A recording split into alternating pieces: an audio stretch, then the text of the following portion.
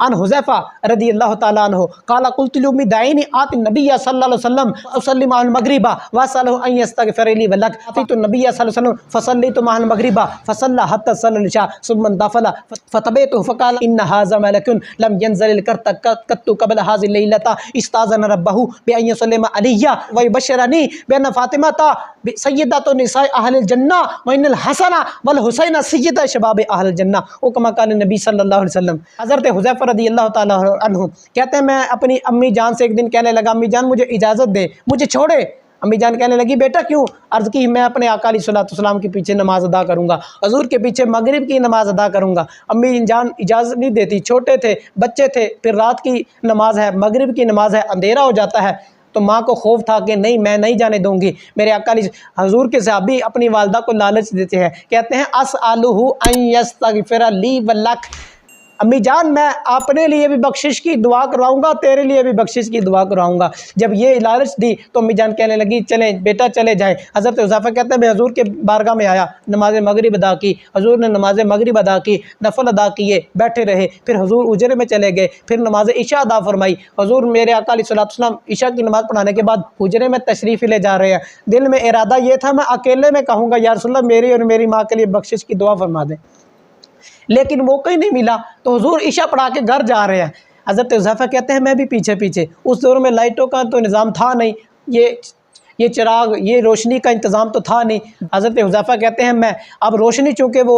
وہ بھی مسجد میں نماز کے دوران روشنی ہوتی تھی، وہ نماز مکمل کرنے کے بعد میرے آقا علیہ السلام اپنے گھر تشریف لے جا رہے ہیں، تو اب کوئی روشنی نہیں ہے، اندھیرا ہے۔ حضرت حذیفہ پیچھے پیچھے حضور کے، حضور نے قدموں کی آہٹ کو سنا، فرمایا من ھذا، کون ہے؟ پھر خود ہی پیاری زبان سے فرمایا حذیفہ، تو حذیفہ ہے؟ حذیفہ کہتا ہے میں نے عرض کی ہاں یا رسول اللہ میں حذیفہ ہوں۔ دلوں کے غیب جاننے والی ذات نے، اللہ تعالیٰ کے محبوب پیارے نبی نے، جس کو اللہ تعالیٰ نے غیب کا علم عطا فرمایا، خود ہی ارشاد فرمایا اے حذیفہ اللہ تیری اور تیری ماں کی بخشش فرمائے، بتاؤ کیا کام ہے؟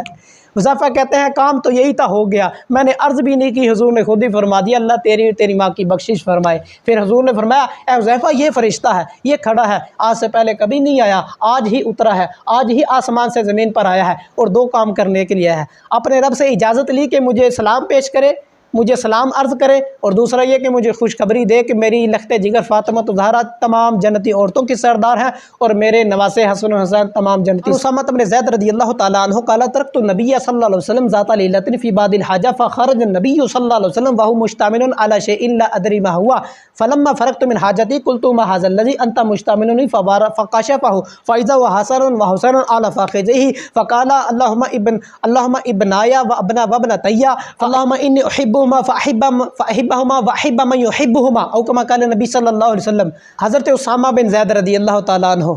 کہتے ہیں میں آقا علیہ السلام کی بارگاہ میں ایک دن کسی کام سے گیا، کسی حاجت سے گیا، پتہ چلا صحابہ کرام میرے آقا علیہ السلام کو حاجت روا مشکل کشا سمجھا کرتے تھے۔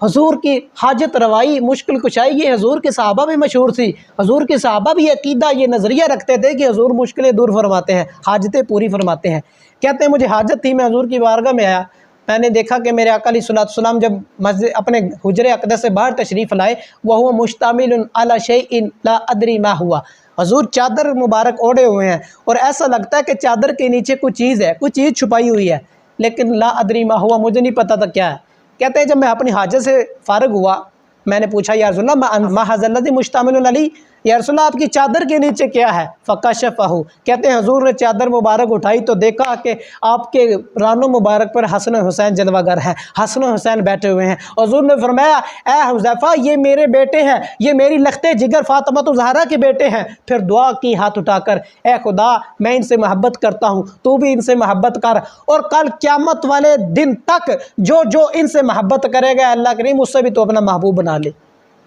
اچھا کیا اللہ تعالیٰ حسن و حسین سے محبت نہیں کرتا تھا؟ کرتا تھا۔ پھر حضور نے دعا کیوں کی؟ مطلب یہ تھا کہ اے اللہ کریم جس طرح میں ٹوٹ کر انتہائی شدت کے ساتھ اپنے نواسوں سے حسن و حسنین سے محبت کرتا ہوں، حسن و حسین سے محبت کرتا ہوں، تو بھی اتنی شدید محبت فرما۔ اللہ تعالیٰ ہم کو اہل بیت کی محبت نصیب فرمائے۔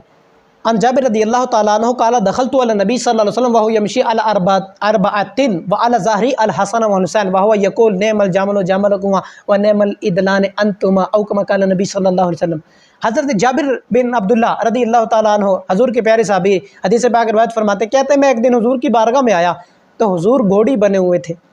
جس طرح ہم پنجابی میں کہتے ہیں نا بندہ گھوڑی بنیا سی، تو کہتے ہیں میں حضور کی بارگاہ میں آیا تو میرے آقا علیہ السلام کے دونوں پاؤں مبارک بھی زمین پر، دونوں ہاتھ مبارک بھی زمین پر، حضور گھوڑی بنے ہوئے ہیں، تو حضور کے پشت مبارک پر، حضور کی پشت مبارک پر حسن و حسین جلوہ گر ہیں۔ حضور حسن و حسین کے دل کو خوشی پہنچانے کے لیے، ان کو راضی کرنے کے لیے حضور فرماتے ہیں نعم الجمل جملکما، فرمایا اے پیارو، اے شہزادو، تمہارا اونٹ کتنا اچھا اونٹ ہے، تمہارا اونٹ کتنا ہی کمال والا اونٹ ہے، با کمال اونٹ ہے، اور فرمایا تم سوار بھی کتنے اچھے سوار ہو۔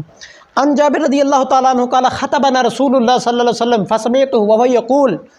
من ابغضنا اهل البيت حشر الله تعالى يوم القيامه يهوديا فقلت يا رسول الله وان صام وصلى قال وان صام وصلى وزعم انه مسلم او كما قال النبي صلی اللہ علیہ وسلم۔ مجمع الزوائد کی حدیث پاک ہے، حضرت جابر بن عبداللہ حدیث پاک کے راوی ہیں، فرماتے ہیں میرے آقا علیہ السلام نے ایک دن ہمیں خطبہ دیا،